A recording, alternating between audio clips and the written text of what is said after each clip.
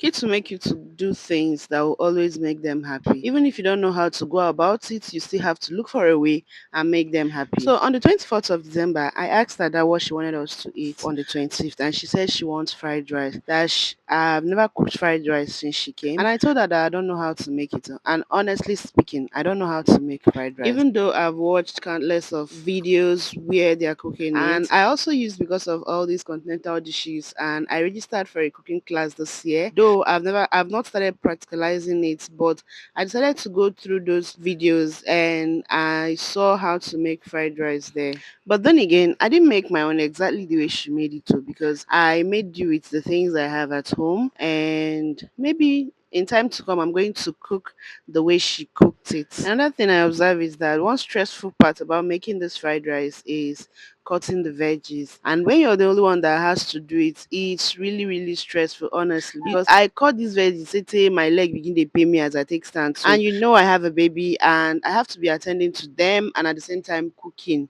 So it made this cooking of a thing very stressful, and I didn't really finish on time. Though we had breakfast before I started cooking. And then again, the kidney beans, I forgot to soak it overnight. So what I did was to put it in the pot and then I put it on fire to cook so that it will get soft before I use it. And while the meat was cooking, I went ahead to prep all my veggies. And the veggies I used carrots, green beans, red bell pepper, green bell pepper. I wanted to buy yellow bell pepper, but bell pepper don't turn to gold. So I left the yellow bell pepper and bought the red and the green. I also used sweet corn and the kidney beans, and also I used sausage as well. After I was done cutting my veggies, I went ahead to start frying the meat. And while the meat was on fire, I had to wash my rice. I washed it thoroughly until the water runs clean. Then I had to put hot water on fire so that I'll pour into the rice, since I wasn't going to parboil and pour away the water. So after I was done, I had to bring out the remaining meat from fire and went ahead to pour in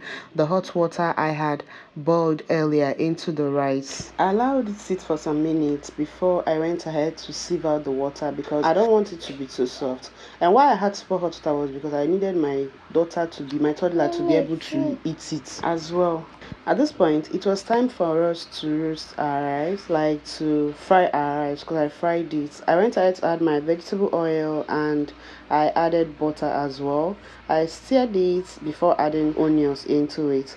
I stirred it, and my teacher said that for you to that since you're trying to build flavor, you have to add your seasoning cube into your onions. So I added one seasoning cube and went ahead to stir it. And mind you, I did not just allow this rice, so like I kept on stirring it because I didn't want it to burn.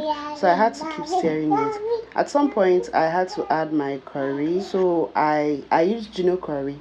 And after a while, I had to pour in my meat stock. And you see this meat stock, because there was shombo in the pepper I used, so it almost took away the color of my rice. But then again, it still came out nice. So I poured in my meat stock, I allowed it, and then the water dried. I shifted it and then I brought in my frying pan because it was time for us to fry our veggies. So first of all, I started off by putting my sausage, and when you know that your sausage is ready is when it starts to swell, and then that's when you know your sausage is ready. Then after a while, I went ahead to pour in my carrots. I kept on stirring it. I added one seasoning cube as well.